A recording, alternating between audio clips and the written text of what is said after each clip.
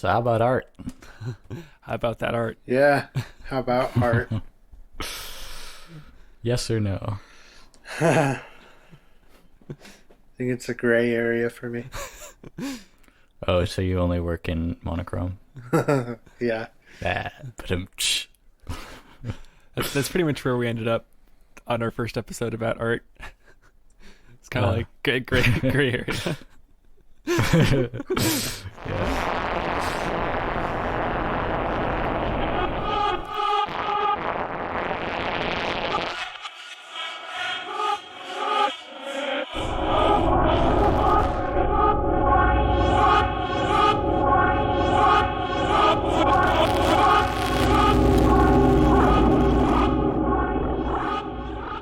Well, I guess today we're gonna jump in and talk more about the creative process and talk about how we actually make art individually. Yeah, yeah. And I'm sure we have like kind of common struggles with that we can talk about. Cool. Yeah. Toots. Welcome to Postwave. You're here with Eric and Trevor, and we have again our special guest Alex White joining us today. Hello. Yeah, Alex is up in Westminster, Colorado. I've been trying to view the sunset and sunrise every day lately, Oh yeah. based off of this like neuroscientist that posts on Instagram. Oh, And, is that Andrew Huberman guy? Yep. Yeah. He posts some really good stuff. And I mean, speaking of him, he did like this post on how our eyes like perceive different colors, I think, and how that has to do with like skin cell regeneration and like a bunch of other crazy stuff that I never knew. Wow. And also that our eyes are just extensions of our brain, basically. Like our Totally. eyes are our brain, and that Mm-hmm. I never really thought about that before. It's pretty cool. But anyways, I made this like piece recently that is I just used four colors plus black and white, red, green, yellow, and blue. And the reason I did that is because he explained that our eyes have I don't know if they're like neurons or something that specifically detect the contrast between red and green and blue and yellow. So I thought, oh, it'd be cool if I just made a piece entirely out of those colors. Did you stick to just like one shade of each? Yeah, pretty much because I use the Sharpies. Mm-hmm. I think I used a couple different shades of blue and two different shades of green. I just used the one red, and I used it kind of like a yellow green. Um, so that is kind of a wild card, but Mm-hmm. That's super interesting. I really, yeah, I really look forward to knowing more about the brain so we can use that in creating art, especially music because it has such a weird, unpredictable relationship with our brain and our the way we think. Would that be more along the lines of turning music into a science then? I mean, depends how you define music, depends on how you define depends art how you versus define science. science Yeah. too. Depends on how you define turns. Turns. Oh wow. Depends on yeah. What is What is?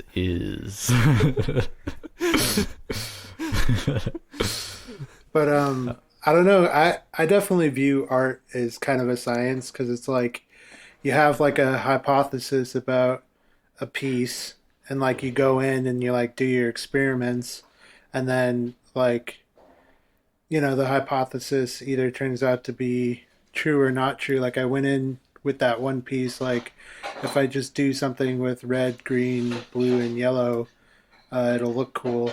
That was my hypothesis, and then I did it, and then it looked cool. So I might do it more in the future. But like, it's also like I wonder. I'm like kind of wondering if doing pieces with just those colors has an effect or something. So yeah, I think that I don't know if like I've always approached art with kind of a scientific mind, or if that was more spurred by that neuroscientist posts, for sure. So Alex has just described this way that his approach to creating art for this last piece was very scientific, in that he had a hypothesis and he tried to do it and saw how it turned out. And so that's kind of like the scientific method there. And I was wondering if that scientific method is always there whenever anyone creates art, or if you think that when you normally create art, maybe your approach is separate from that somehow. Yeah, I mean, it's hard to say that any kind of artistic process thing is universal because it's so subjective and people approach it in so many different ways. So I definitely don't think you could say it's universal. But I don't know. For me,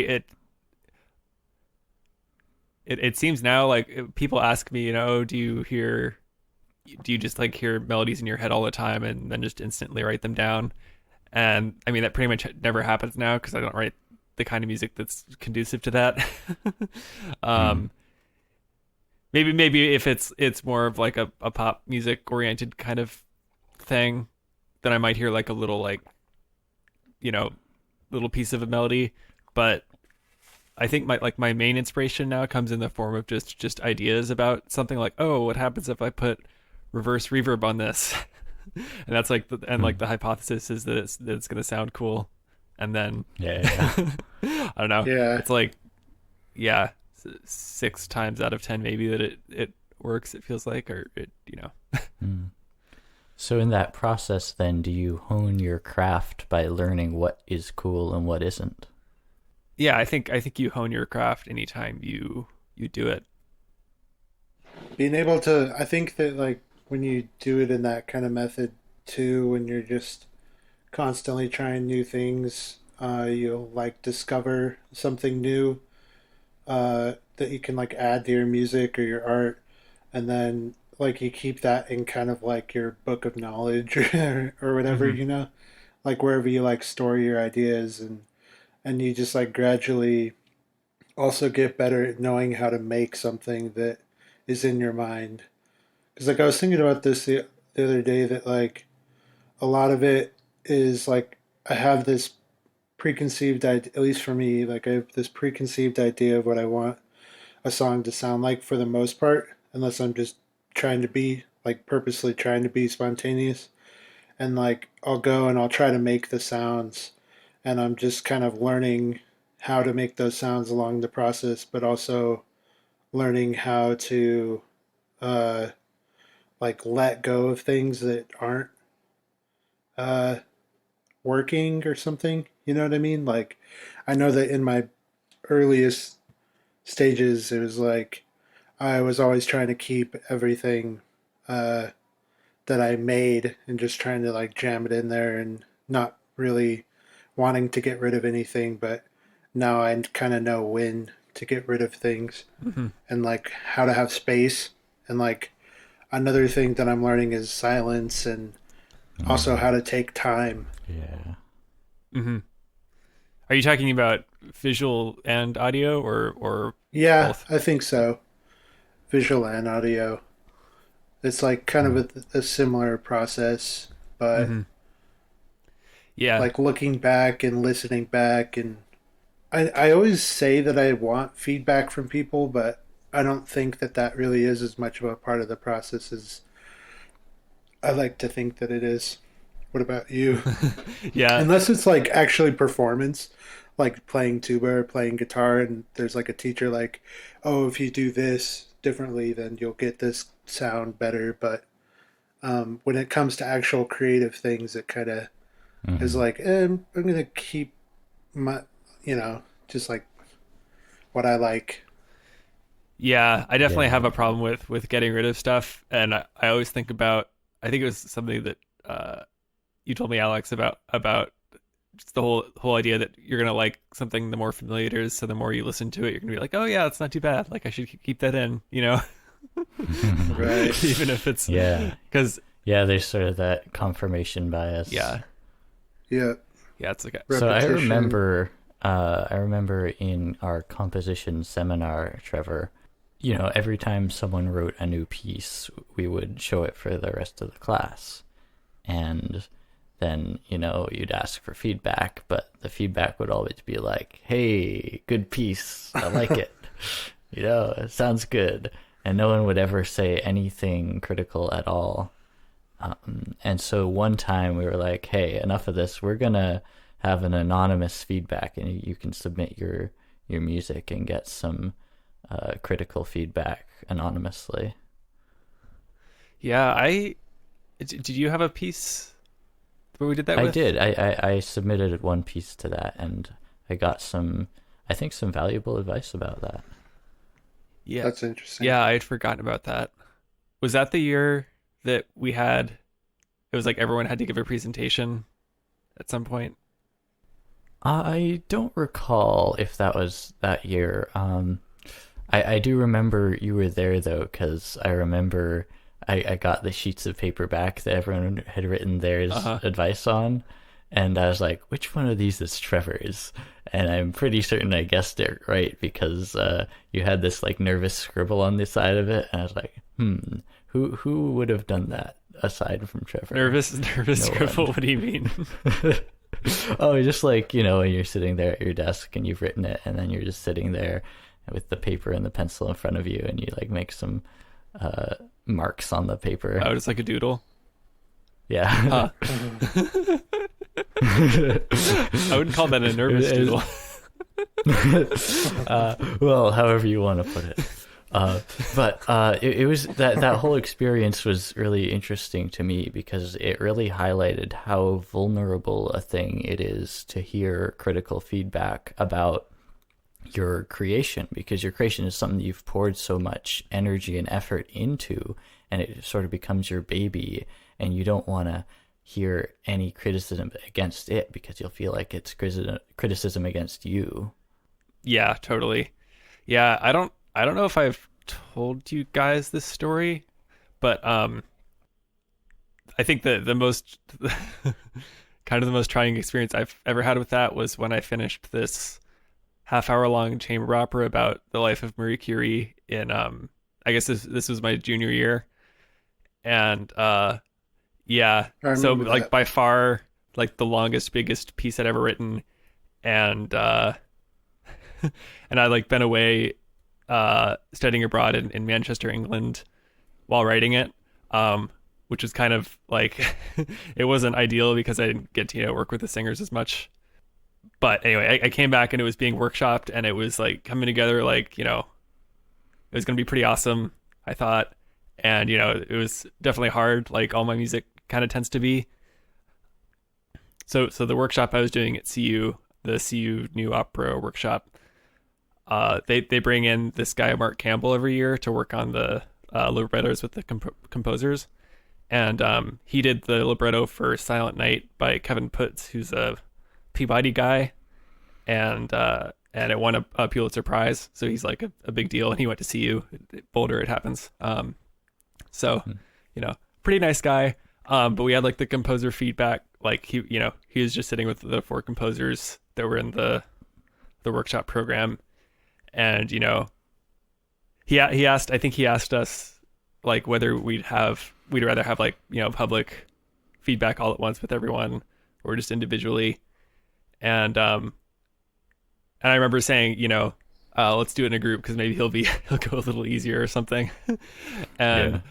But what felt like it happened is he just had like glowing feedback for everyone else, and they did the other people first, because they all wrote like 10-minute scenes, and it was a couple other composers who were our year, so we were well, no, Aiden was my year, and then also Charlie Wellington, who was a year below us.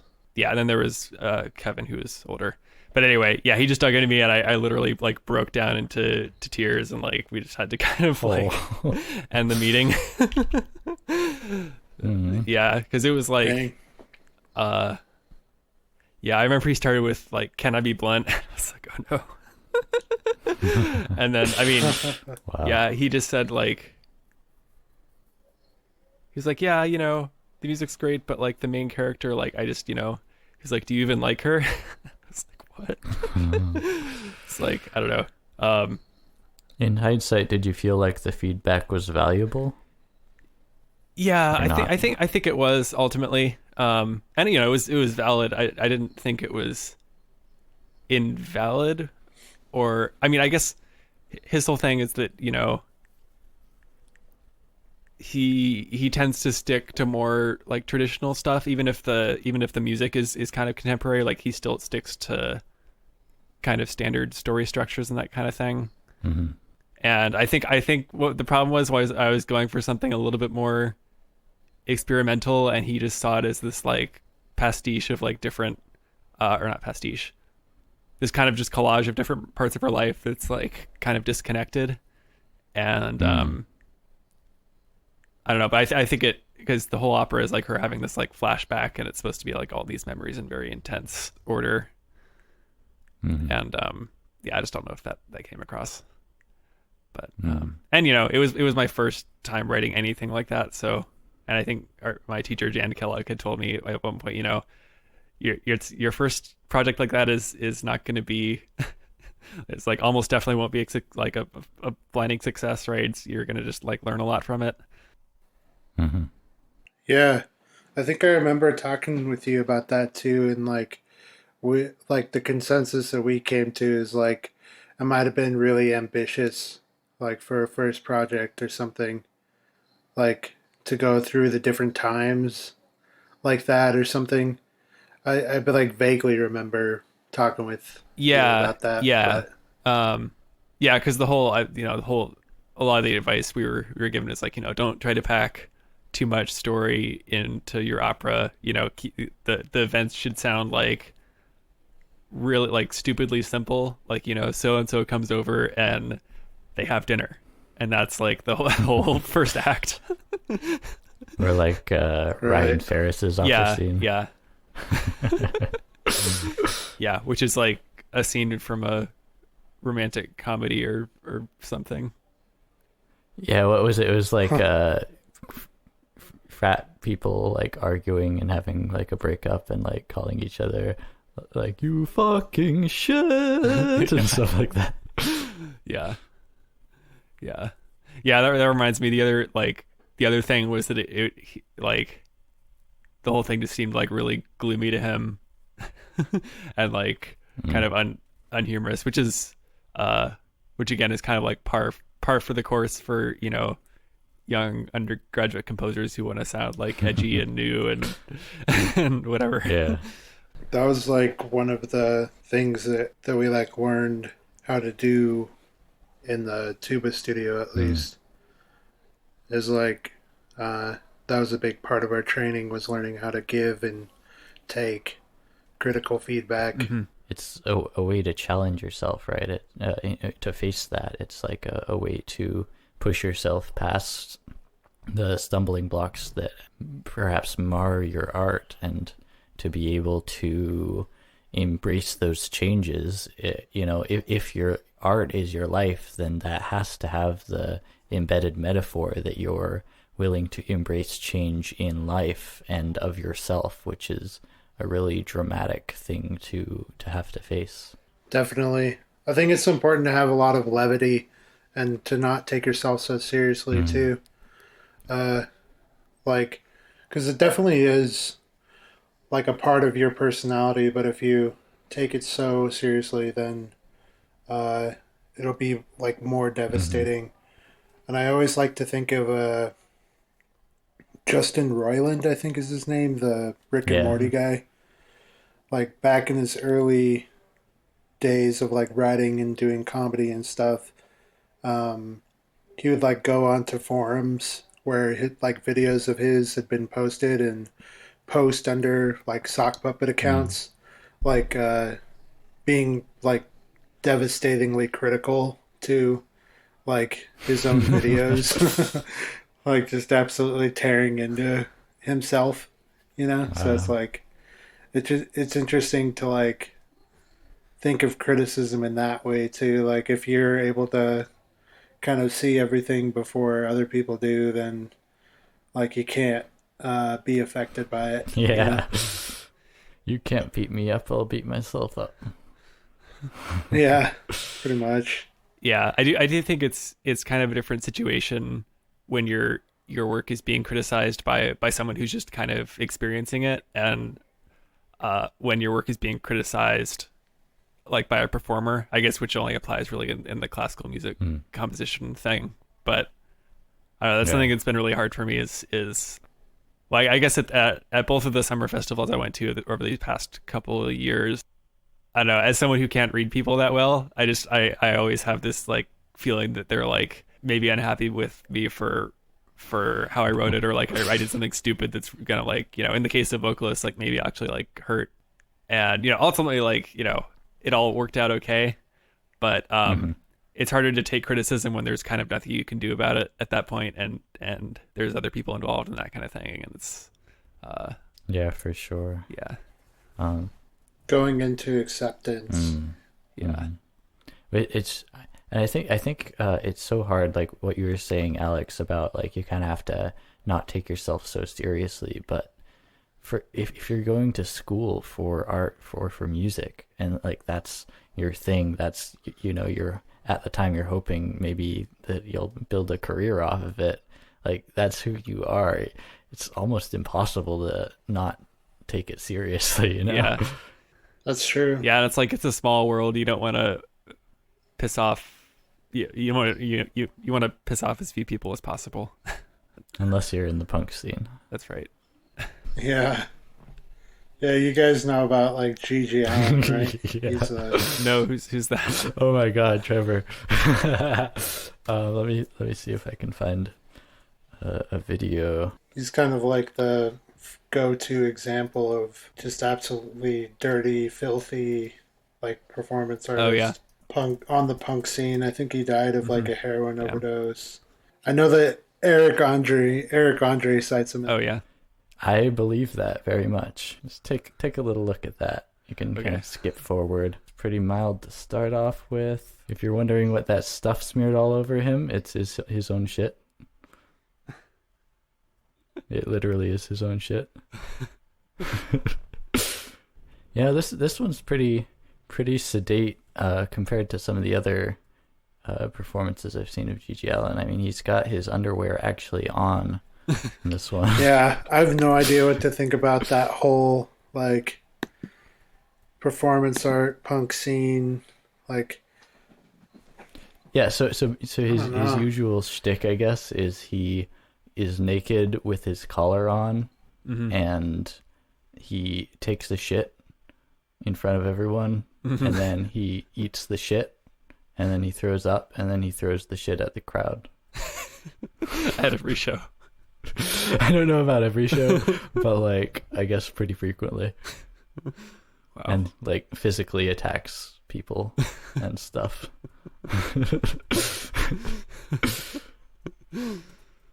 It's hardcore performance art. Hardcore performance art shit.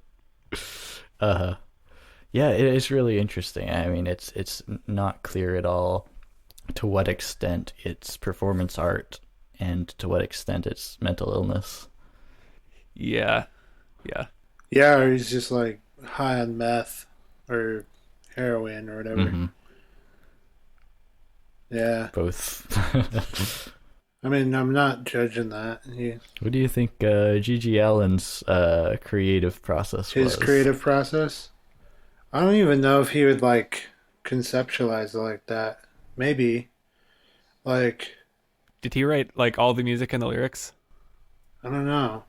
I'm sure he was on the scene a lot, so I'm sure that like actually consuming performances was like a big part of it, and being in that sort of milieu and reacting against the other performers and like who can take it to the highest extreme type deal, Mm. Mm-hmm. Yeah. Yeah, I imagine that's a huge part of it. I think so much of the part of the process for people is just their life experience too. Like, Mm. I'm sure that played a huge part in the art that he made. Just kind of reacting to the different experiences that he's had in his life and what it means to him. Yeah, for sure. I mean, I know he's experienced some very abusive sort of situations in his childhood. Yeah. I believe the name Gigi came from his I think dad named him Jesus, and he like grew up in like a shed in the middle of the woods or something. If you're enjoying what you're listening to so far and you want to support us somehow, there's lots of ways you can do that. You can go follow us on Facebook or Instagram, or visit us online at postwavepodcast.com, or send us a nice email at postwavepodcast@gmail.com.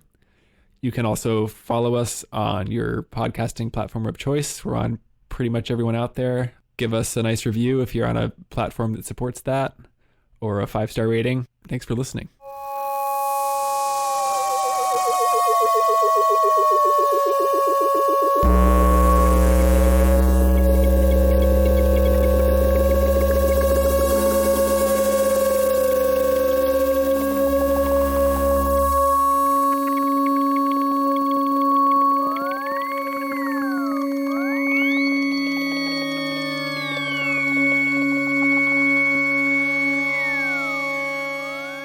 So, how many people are gonna like write like a Corona play or something, or like a Corona Oh album? God! Oh You know what I God. mean?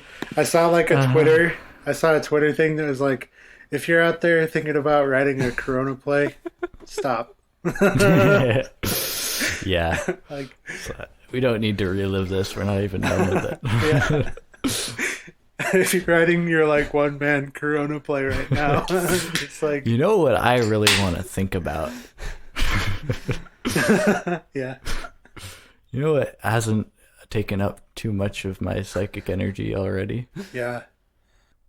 So maybe if you guys like, we could take this time to just kind of break down our own creative processes one at a time. Yeah, that sounds good. Yeah, sure. Currently, like I started this podcast with talking about trying to view the sunrise and sunset each morning. I've only been doing that this week, and I've only been successful on like a couple days. I just forget. I need to like set a reminder on my phone or something. But I think the larger sort of aspect of that is trying to get into a routine. Because my most productive day this week was when I stuck to that. I like got up and I was like, okay, and I'm gonna look at the sunrise, but before that I'm gonna do a little bit of exercise. I'm gonna clean up a little bit, and then I'm gonna take some notes in my book from my book that I read recently. And usually when I do that, that's kind of where I generate ideas for articles, is by taking notes from the places that I've saved in the books. Unless I have just kind of an idea for an article already in mind. But reading books and taking notes on them is a really good generative process. And then after that, spending a couple times and a couple minutes in Audacity, or playing the guitar or something, and then actually reading. And also, I think it's important to take a break. I actually get a lot of my ideas from just like watching television. You know what I mean? Like, I'll be watching a show and I'll just get an idea to like parody them, or like there's something that's really inspiring from it that I want to try to incorporate into my art. I also try to keep like a general notebook of ideas that I have, and even if I don't follow through on each one of those ideas. It's cool to like go through and look at them and be like, oh, maybe I could try this now that I've like given it some time to think. And something you said earlier, Trevor, about like have it how people ask you about, oh, do you have like melodies or something in your idea? And I thought like usually when I'm in Audacity, kind of messing around, usually like a melody or a lick that I want to play on the guitar will just kind of arise in the moment. Like I'm like, oh, this would sound really nice here, and like I have it kind of in my head, and like with the sort of oral training that we have, we know how to find those notes and how to like make the line from what we're hearing in our head. Mm-hmm. So we do that, and then sometimes I'll just sort of give myself the freedom. It's kind of like a thing between freedom and restriction.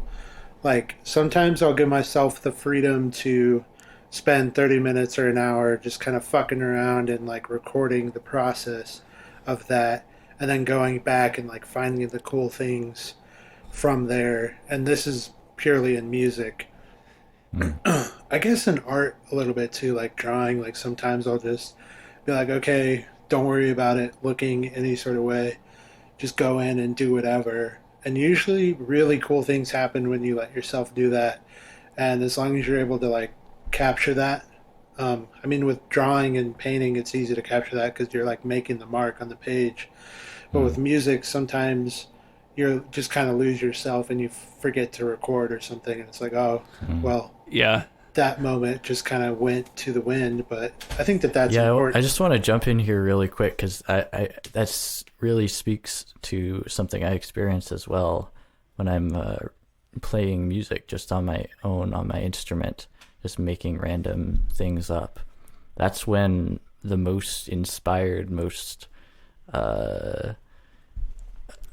I think effective artistic things come to me, but it's so hard to capture them except for that one moment, because to be in that flow state where you're letting it pour out, you kind of can't be in the state where you're also observing yourself doing that so that you can recall it later. And well, you can, but that's like extra hard, and so it doesn't happen a lot of the time for me. It's like one more stumbling block to getting what's in my head out into the world. And that to hit record as well and record what you're doing so you can listen back later, sometimes that works, but a lot of the time I feel like that too is a major block to actually letting the notes come out, because I am creating all of a sudden it seems as though I am making the music for this hypothetical audience that consists of everyone who could possibly ever listen to that recording. And Yeah.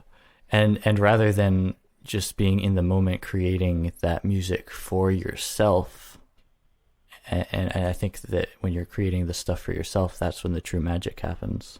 Yeah. Definitely. Yeah. I have to, what I try to tell myself is like, just make this so ridiculous that it's going to be funny. Like just go for like stupid shit. And I find that that's usually like the most interesting things that happen, because you take bigger chances, and you're not basing things on the fear of it being bad or how someone else thinks it's gonna would think it sounds. Definitely. Yeah. Um, that's that's definitely one of my favorite parts of the process is like uh, just letting it happen no matter what, and just it's important. I think that's important in writing too. Like doing it badly, like going in and just writing like spelling poorly, doing awful sentences, like having the worst phrasing, and but then like it just kind of puts you into this flow state, and then suddenly you have like this you know, good idea that kind of comes out of nowhere. And Mm. um, yeah, I think that that principle definitely carries through all types of creative processes. Yeah. Yeah, or like picking a subject matter that you know is just horrible and then trying to do your best to create it into something good. Yeah, I think that that goes with the limitations. Totally. Like another process that I like to do is, I think I learned this in like the music technology class that we all had to take, is like, um, you only get to use four sounds, and Mm. but what's amazing about that is that there are like hundreds of effects and different things that you can do, like literally infinite combinations of things that you can do to like Yeah. 1 second of one sound. So even if you have 5 4 second clips, you can make, literally, not anything, but like a lot of shit. And it's like, even though it's so limited, you have like this huge array of like possibilities that you can still do, but Mm. limiting down like that is really cool. And like maybe you limit yourself to like 3 effects or something, and it can only be like a minute long or something. Yeah. Mm. And putting those limits on yourself definitely helps. Yeah, because it's so crazy now with, Definitely. I mean, any DAW like Logic or Pro Tools, like there's so many different controls that you have. It's almost ridiculous, like to even know where to start, and you kind of end up just doing the same kinds of things all the time by default, and like the amount of time and effort it would take to like adequately explore the whole space of possibilities in one of those programs is like crazy. So yeah, Yeah. it could be super overwhelming. So it's really helpful to kind of like limit yourself and narrow things down in like a creative way. I think another part of my process lately, like just I would say like the past couple of years, is trying new things. I haven't been able to do it since I left college because, like, in college, you could just take a class. Like, I Mm. did all of my electives in art. Like, I was like, well, I'm getting a music degree. I might as well just, take art as I well. didn't know that. Like, Mm-hmm. and so I did like sculpting classes and painting Mm. classes and stuff like that. And I'm still kind of doing a lot of that stuff. And um, I don't really know.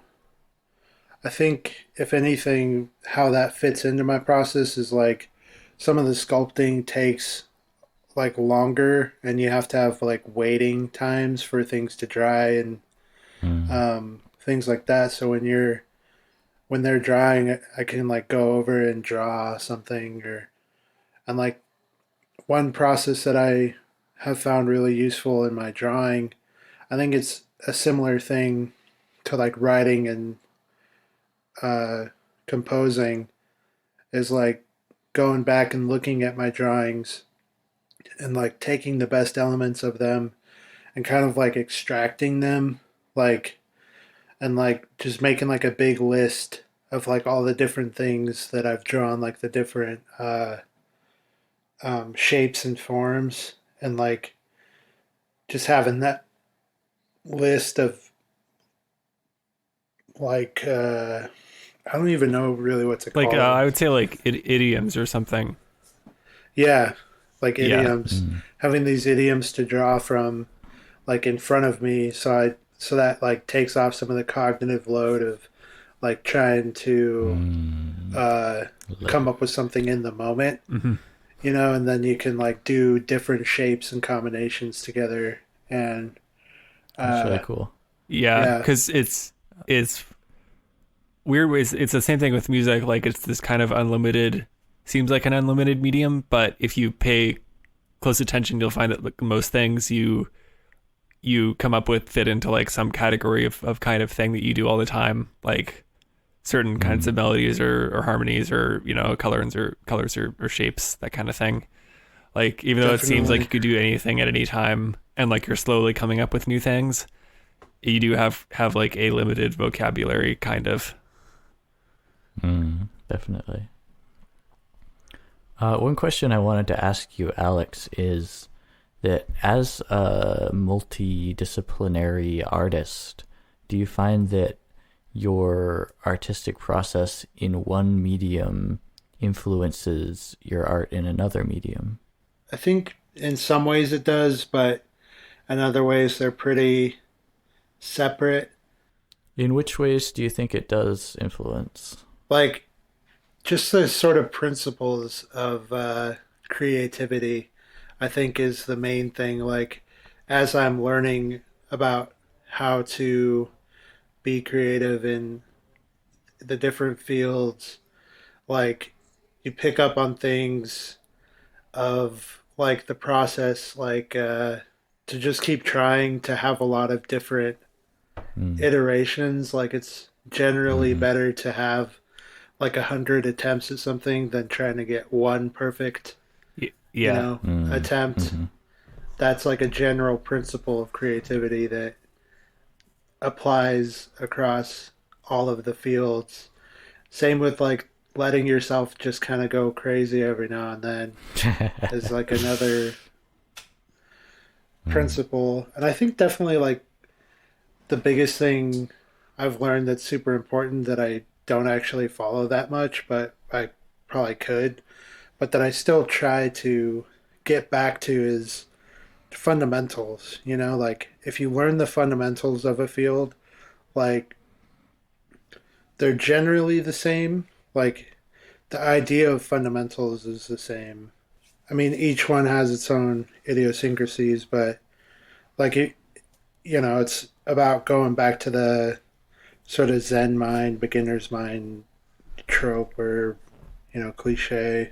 Making sure that each of the elements of the thing you're creating have merit of themselves. It's like using good ingredients when you're cooking. Yeah. So what would you say like the fundamentals of music composition are? Like maybe leaving lyrics out of it. The fundamentals of music composition. Could you elaborate on that a little Well, I bit? guess it's more of a question for Alex. Like when you think of the fundamentals of music that you keep going back to, like what are they, or like what are some examples? At least with my intuitive sense, it's like important when, like, I know that when I go into composing a song, like, there are usually different elements that I usually always put in. Like, I know that having generally, and I mean, this is general, so I think sometimes there are like specific songs where it's like, oh, maybe I just want to stay in the mid range or something. But I mean, generally, I like to try to have like a super low tone and like a super high Mm-hmm. tone um, that is going on.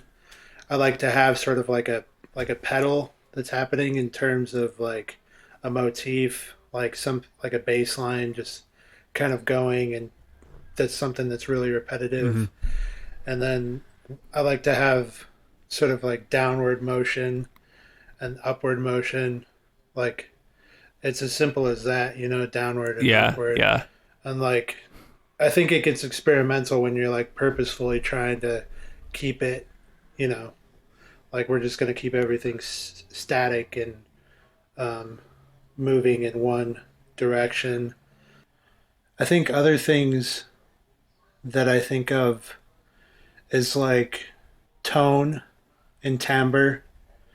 It's definitely very intuitive to me, and Mm-hmm. it's hard to sort of explain. Yeah. Yeah. I mean, you can make a lot of music just focusing on the timbre. Mm. Yeah, it's good going back to our spectralism Yeah. episode. Yeah. I guess part of going back to the fundamentals is realizing what assumptions you made about like how to proceed from them, or things, Mm. like as a piano player, a lot of the time I'm just assuming that I'm gonna be like, this is gonna be a piano or synth sound or whatever, um, Mm. but doesn't necessarily have to be. So even if it's uh like it doesn't even necessarily have to be like a constant synth or a constant piano sound. It could be like constantly changing, or it could be like morphing in weird ways, or there's so many Cool. different like things you can mess with. Yeah, it's. I think also it's like the elements of the Mm. music that is the fundamentals of the music, like the tone, the rhythm, the pitch, harmony, melody. Like those are all very fundamental things that Mm. like you can always improve Hmm. on. That's the other thing about fundamentals is like getting really good at fundamentals is really hard. Like Mm. It takes when a you lot when you of think about practice fundamentals, you and think like, oh, beginner, like I want to like move past all this stuff. But really, when you get to like a super advanced level, you start to appreciate how like beautiful the fundamentals in themselves are. Yeah. yeah, you start developing the craft of it as opposed to the artistic side, Yeah. the technical element. Yeah. And it's something that there are things that people can improve throughout their entire careers, even as they, achieve Hmm. success and stuff. They can still be Mm. working on it, like, yeah, perfecting the fundamentals at like a higher and higher quality. Yep. Trevor, what would you say are the fundamental facets of classical music or music in general? Yeah, well, I think the one thing I was thinking about is the idea of clarity. Like you want, Hmm. not that you can't have, textures that sound like muddy or washed out or whatever. Like you can have those as, for their own sake, but I think in general, like especially in classical music, the best pieces have some kind of sense that you can like hear all the parts, and none of them are, they're balanced exactly right. I think that has a Hmm. lot to do with it. But that's kind of like a high level thing, I guess.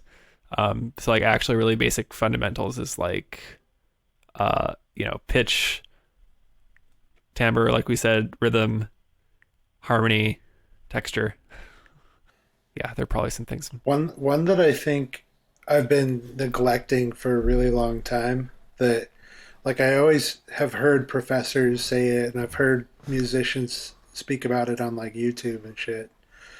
But silence is like so important to Totally, yeah. The interplay between on and off, right? yep. Like I realize that like pretty much all of the songs that I've ever made are just constant noise like throughout the entire thing. Even if it gets quiet in some parts, Mhm. like there's never silence, you know what I Yeah. mean? And I'm like, holy shit. Like I never give like anything room to breathe. And like that Mm. was kind of like a huge revelation that I had recently that I mean I'm grateful to like have it and to finally understand it. But I mean it took me, you know, like 14, 15 years of being a musician to be like, oh, silence is important. You know what I mean? And like I even understood it Totally. on like a conceptual level, like John Cage, like 433, like yeah, like there are things that are going on outside of music, but I never understood it. Like I know the one of the like most perfect examples of this is like the Hindemith.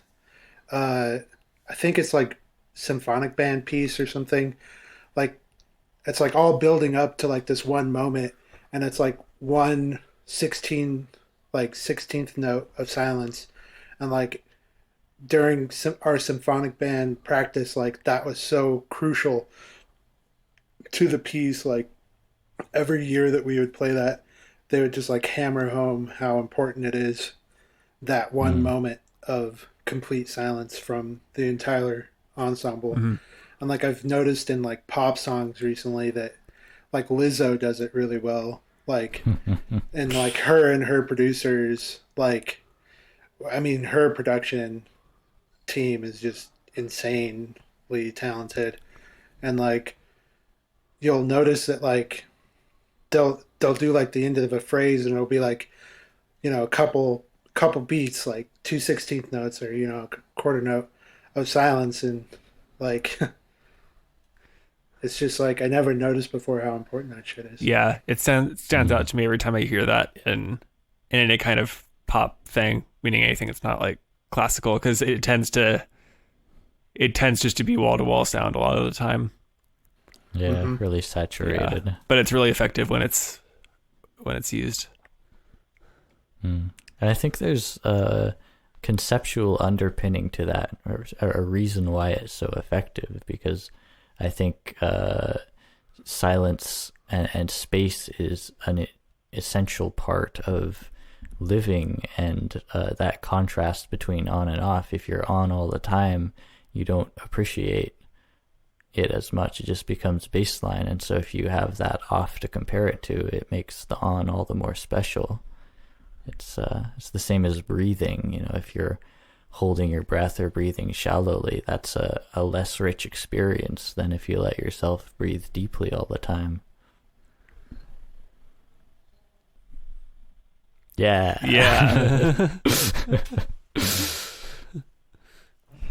Moment of silence. Oh, there's a moment of silence, and I totally just blurted into that. Yeah, why are we so uncomfortable with silence a lot of the time? Speaking as someone who I feel like is very good at like letting conversations just kind of trail off, I feel like it's the impression that like either you and the person you're talking to have like so little in common that you can't find anything to talk about, or that like you're both just kind of boring people, or like, oh no, I feel like that's kind of the implication. Yeah, you get anxiety about being in that silence because you might like draw conclusions about why that anxiety is coming, but I don't know. Do you think that maybe on a deeper level, people just often in our society have a tendency to be uncomfortable in silence no matter what? I don't know. I kind of wonder if that's like uniquely American or uniquely westernized sort of thing as well. Like Totally. if there are cultures that aren't so uncomfortable with silence.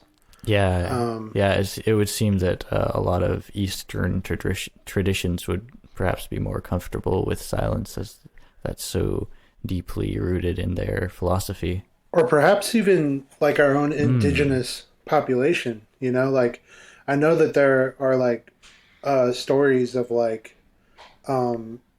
natives speaking to, you know, colonels or whoever would show up to their tents, and like they would just kind of like sit in silence for 3 hours or something, and they would you know, these people were like, what the hell is going on? Or like the way that they speak, you know, like they let these long pauses happen, and like they're so like rushed to like get the deal done or to like do something. I think it's connected to like this idea of we always have to be productive in society or something. So if there's dead time and there's dead silence, that means that there's no productivity happening, you know, there's nothing happening. I think you're spot on there. Yeah. I feel like technology is definitely playing a role though. Exacerbating it. Yeah, because I mean the feeling I have, I think the main reason I'm uncomfortable with silence when I'm just, you know, like by myself in my apartment is like if I'm just doing some kind of menial random task, I feel like I could either be listening to just, you know, I feel like I could be listening to something, whether it's music or a podcast, and could be like having a richer experience. Yep. And yeah, I do the same thing. Yeah, and sometimes I try to just like focus very intensely on the sounds of, you know, whatever I'm doing, like if it's cutting an apple or something, or just like notice the ambient sounds or be like very intentional about my motions and that kind of thing. But usually I don't do that. Yeah, I've been thinking about that John Cage. I think it was John Cage that said, like, you know, I never have to listen to music again because I have the environment or something like that. Yeah. Like there's all these sounds and everything that's happening all the time, and it's so complex and beautiful. Like if you really are just take a minute to listen to it and notice all of the different things that are happening. I think maybe a part of why we're so scared of silence is as well the sonic environment that we find ourselves in. It's not a tailored, it's not a pleasant sound if you're anywhere even slightly industrialized. I mean, it's very definitely not taking our sonic experience into consideration. I mean, yeah, it's the opposite, right? It's unpleasant. It's unpleasant. It's abrasive. It triggers all our instincts of like fight or flight, or like there's like screaming monsters around us all over the place. That's what our biology is telling us from the sounds that we're taking in. Wow, that's So interesting. Right? I mean, don't you ever feel that way? Just like That's one of the walking biggest on the complaints. street. Yeah, walking on the street is a bus passes you, your ears just clench up. I mean, It's like it's like an oral assault, you know? It When is. when a bus passes you, or Or like, those fucking gas powered leaf blowers. yeah. You know, that's a piece that I want to do at some point in my lifetime, is like have people sit in a park somewhere and then hire, like, you know, I don't know, 18 musicians to Oh god. just be like spread out across the park with leaf blowers, and like some of them are like in apartments, or, you know, like some of them are, you know, really far away enough that like you can hear it, like, but that it's so far, you know, that it's just like kind of a, and then like figure out how to coordinate with all of them, like maybe through like walkie talkies or something, and like do kind of like a leaf blower symphony. I think that would be amazing. Amazing yet horrifying. So also great for the environment. Totally. Yeah. Yeah, I think they spew out like 80% of their gas as unburned solids, which and they like blow all of the nutrients off of the lawn along with the leaves. That sounds awful. Yeah, they're horrible.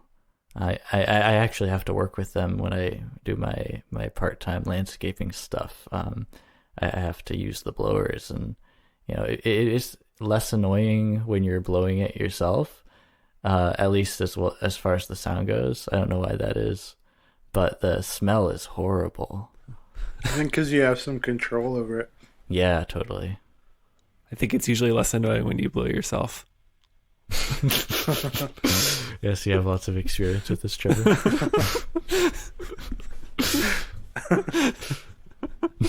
Sadly, no.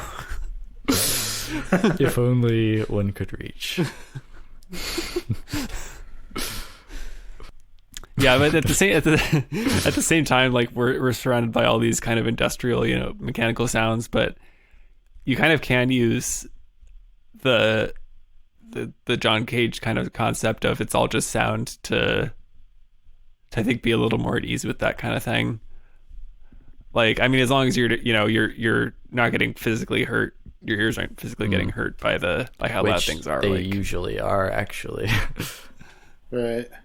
But but short of that, you're right. Yeah, if you have that extra conscious step of recognizing it within that light, then you can kind of ameliorate the effect of your natural stress response. mm-hmm.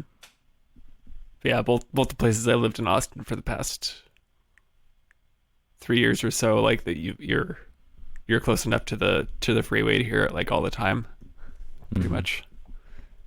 I've been having really nasty tinnitus lately. Yeah. Trevor, I think I sent you that source of like tinnitus association or something. That has examples of the different kinds of tinnitus. So for me, a lot of people will just have like a single like high pitched note all the time. Like Trevor, you said that's what you have. Yeah. Right? Yeah. For me, it depends on like how much sleep I've had and how stressed I am and how sick I am and those kind of things. But when it's acting up, it's like this roaring everywhere in the background with like particular overtones really, really high up coming out pretty strongly relative to the white noise. And then, but the most alarming is there's this acute and actually pretty loud sound in my right ear, which is randomly vacillating two pitches, which are about a whole step apart. And they're, pretty high up, but they're not like really, really high register. They're like something a high registered instrument could play. And is it kind of like a siren? It's kind of like a siren. Well, yeah, it is quite a bit like that, except for most of the time it changes randomly between the two pitches. So it'll be like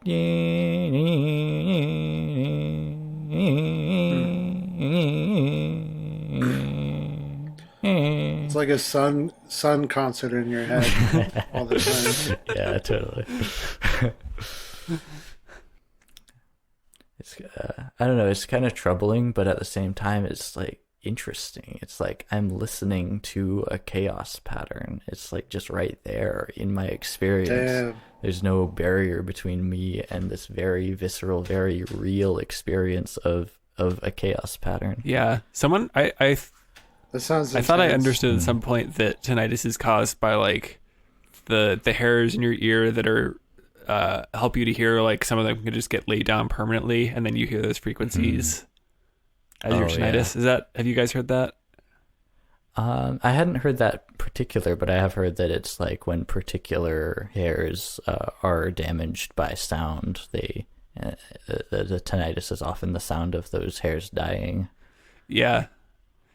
I heard somewhere else though that it does have a lot to do with your, like, just your brain, or like it could be caused by, like you said, whether you're sick or something, or whether you're deficient in certain things.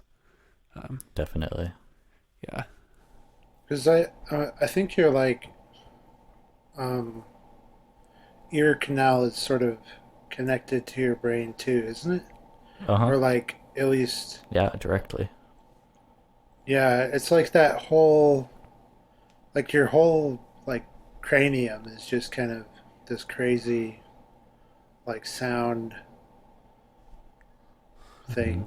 Yeah, it's so having this tinnitus has made me really come to terms with the fact that my experience is a subjective experience. I am an imperfect resonant body that is resonating with the world at large, and just as like if a box, if you play noise around it and then put a microphone up to the box, you'll hear that box resonate and play back the sound of the world around it, but it's kind of filtered, it's imperfect. And having this tinnitus has made me realize pretty unequivocally that is me. My experience of the sound around me is all subjective and imperfect. Yeah. Although, I mean, it depends. I would agree it is imperfect, but I guess the question is, could you ever have, quote unquote, a perfect representation of sound? Or like, does it even make sense to define something as perfect versus imperfect when you can't actually attain like some perfection? I mean, I think we can point to a spectrum of approaching perfection, even if we can't reach it precisely. Because take, for example, the resonant body metaphor. You can have like a shitty tin can speaker that plays back the sound around it, but the audio quality is horrible and a lot of information is lost. Or you could have the really super nice custom studio monitors that are pretty darn spot on accurate for the most part. Yeah, you're totally right. I guess what I'm trying to say is the way things sound is only because of our human brain. and that like the motion of the air molecules themselves don't have a sound. Right. Yeah. Sound is just the method by which we interpret that motion as information. Right. So it's like it's relative to what we perceive as the most perfect representation of the sound, which is Yeah. on its own kind of just arbitrary. Mm. Whoa, it's like all an illusion, man. That makes me think of the like thought experiment of if we're all seeing the same colors, like if we're all hearing the same sounds. Right. Is someone's red the same as someone else's turquoise? Yeah. Which, I don't know.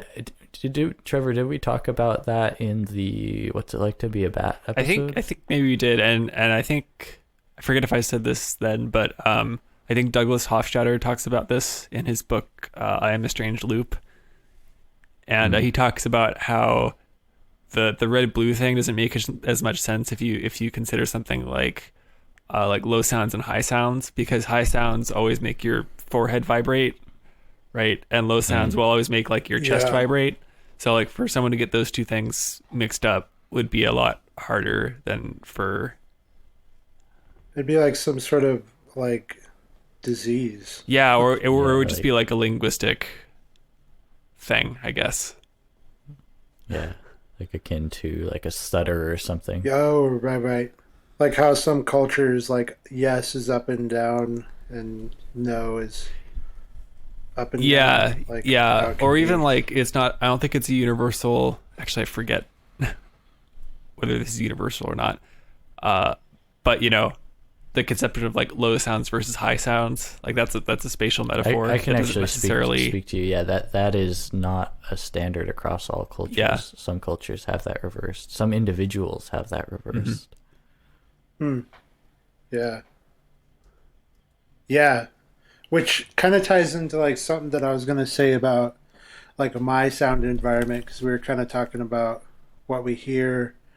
Like I know, like at my home, it's not like anything is super loud, but I'm definitely very like cautious, not cautious, conscious. Like I'm very aware of all the different sounds that happen in my environment. Like the cars going by, you can kind of hear the highway from where I'm from. We're like a mile or so away from it. There's usually planes and stuff that go overhead. Like you can, whenever my grandpa's watching the television, I can always hear it, and that has like led me to want to get noise canceling headphones for a really long time, and I finally got them. Oh, awesome! nice. And it's kind of like an interesting experience, you know. But and like he's kind of loud in general, I think, because he's kind of losing his headphones, or not his headphones, but his hearing. Yeah. And like something, I think that I have like misophonia. What is that? Because some sounds kind of trigger like intense anger in me, and it's kind of like, What is misophonia? I mean, I think it's pretty much that like sounds like trigger emotions in me. Like I think a lot of people might have versions of it, like when you hear someone eating, like you get super irritated. Like that's a common symptom. Oh of yeah, it. Maddie has that. My girlfriend. Yeah. Yeah. And like it's like it's something that I can't really control. I can be aware of the anger, but it and like not, you know, act on it or anything, but it just like kind of triggers a very visceral like rage in me sometimes. Wow. When I hear certain sounds, and it's like I don't know, I have no idea why, but I think that it definitely helps with my music and composing in a weird way, because I'm like really sensitive to all the different like I don't know, I guess textures or like shapes or um, timbres of the sounds Mm. that I hear, and like so I think that that definitely helps with my composing process. But um, Yeah, I think it definitely implies kind of a sensitivity to sound, which is, I mean, for composing, that's kind of what you want. You want to be super sensitive Totally. definitely, to like differences in what you like versus don't like. So not to monopolize the time, but maybe since we said we were going to go through all of our different processes, Eric, Yeah, we should yeah. go real quick. Yeah, of course. Yeah. Trevor, do you want to go ahead? Yeah, so uh, it's different for different pieces, and it's different for classical composition versus kind of free jazz, hip hop, whatever kind of fusion I'm trying to do. Um, but I think in general, it always centers around improvisation and using improvisation to generate ideas, and then kind of working with those ideas methodically. And improvisation is just such a good way to generate a bunch of material, kind of stream of consciousness wise. And then if you can record it and go back and kind of analyze which parts worked and which didn't. And, you know, in the case of being in a DAW, like Logic, it's nice because you can literally just like trim the clips down. Like, okay, I'm only keeping like this 10 seconds, so I'm going to make something with it. Yeah. And in the case of classical pieces, like, it's just a good way to figure out how to like manipulate your materials or come up with different chords or their harmonies or melodies that you're going to use without thinking about them too much. Without so when you say without thinking about them too much, do you mean like just sort of letting the natural process happen, or? Yeah, letting the natural process happen, and then you can kind of go back and think about it analytically after you've already done it. But I think if you try to get too analytical when you're creating the thing, it can either be frustrating or result in something that's not super interesting. I wanted to kind of ask you guys about that though. Like, how do you feel about like pre-composition, pre-planning for any kind of? So why don't I go ahead and talk about my creative process when composing. So I'm going to talk first about my experience writing, contemporary classical music, which mostly I did back in college. I have not been keeping up with that because I think a part of it is because of the process by which I approached that, which I started with. I would always start with a conceptual idea, some like philosophical or like visceral image that I had.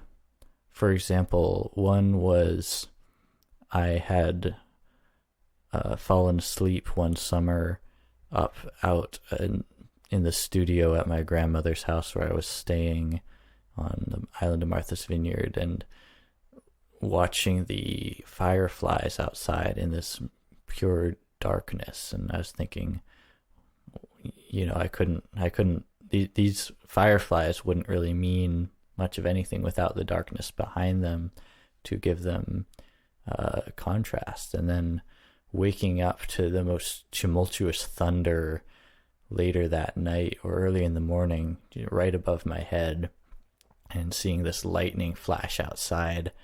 And then, so I have this philosophical concept from that. All right, so we have the connection between fireflies, which is light amidst darkness, and lightning, which is the same thing. And so from that particular perspective, these two things are the same thing.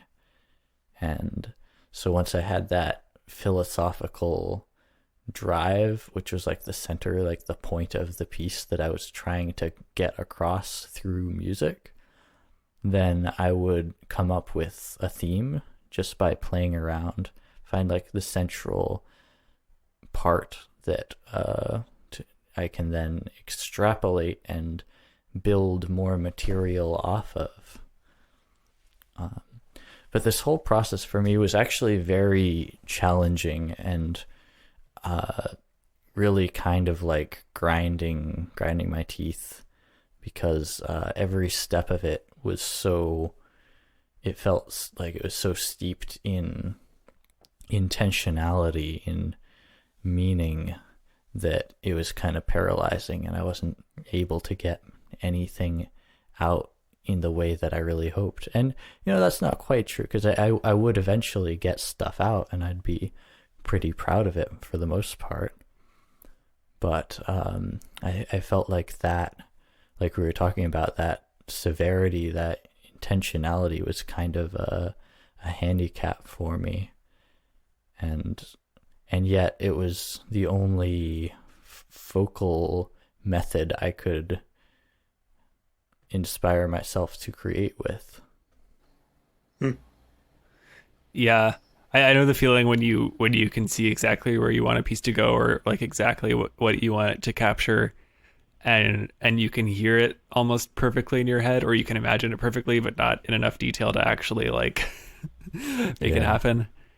And it's yeah, it can seem really, really hopeless sometimes. I mean, being a person who likes to go on hikes a lot, I always compare it to like climbing a tall mountain or hill, and like you can see where the top is, and it seems like you've been walking forever and you still haven't really gotten that much closer to it. And it seems like you're never going to get there, and then if you just keep going, you'll get there, but it seems like it might take literally forever. Yeah, you can never really get to the top if the top is perfection, right? You can only try to approach it. Yeah, the top just being you're satisfied enough to end it. Which I guess it's all relative. Or the top being like you represented that idea perfectly. Like you couldn't have done it any better, or no one could have ever done it any better. Mm-hmm. I think there's always a little bit of distance between what you wanted to accomplish and what you actually did. Yeah. Always. Yeah, I mean, sometimes it's just different than what you set out to accomplish, and it's not necessarily better or worse. But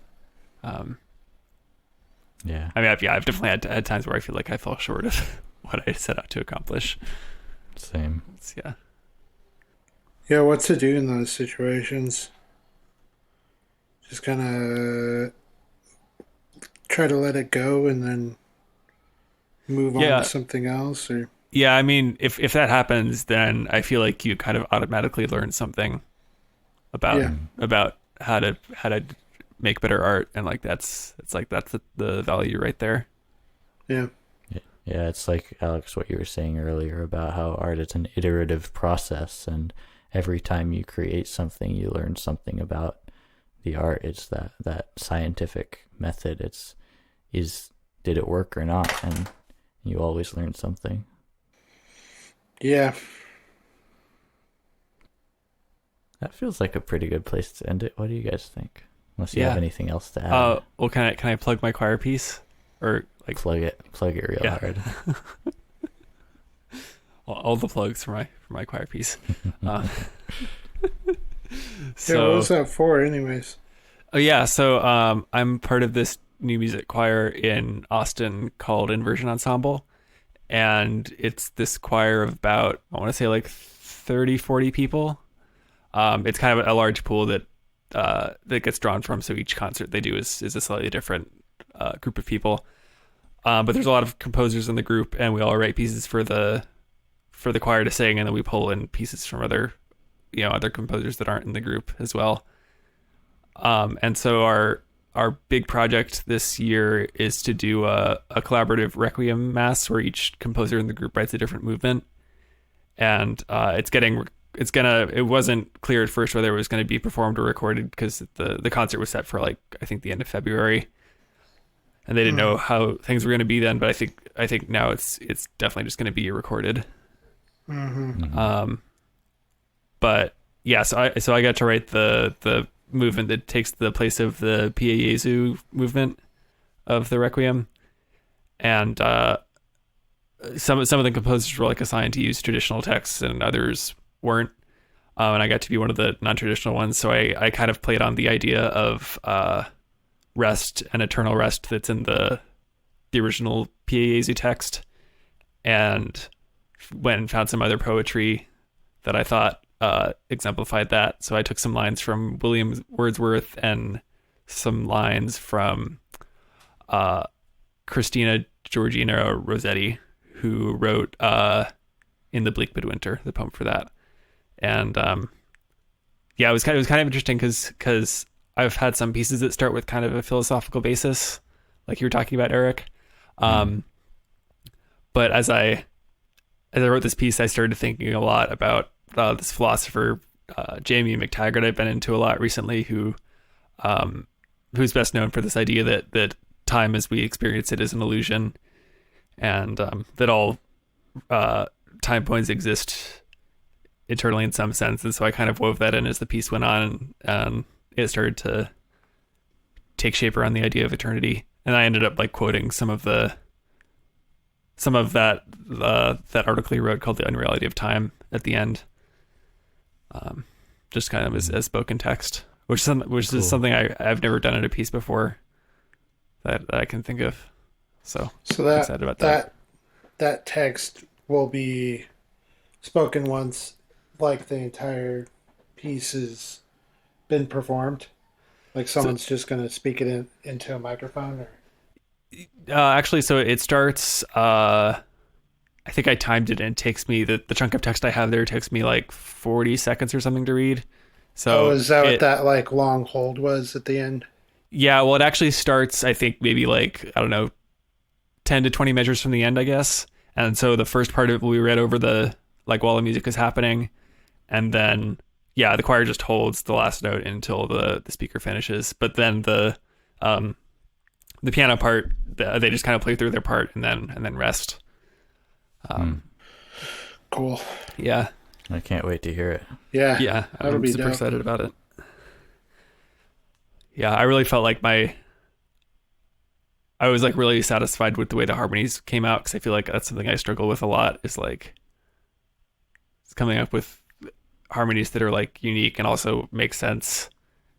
And I felt like I kind of got to some cool colors that I hadn't really ever used before, so that was fun. Awesome. It's wonderful. Yeah. Well, when is that being released? I don't know when it's going to be released. I think hopefully sometime around sometime in March. Cool. So yeah, I'll keep everyone posted. Great. Can't wait. Yeah. Alex, that remix you did is super cool.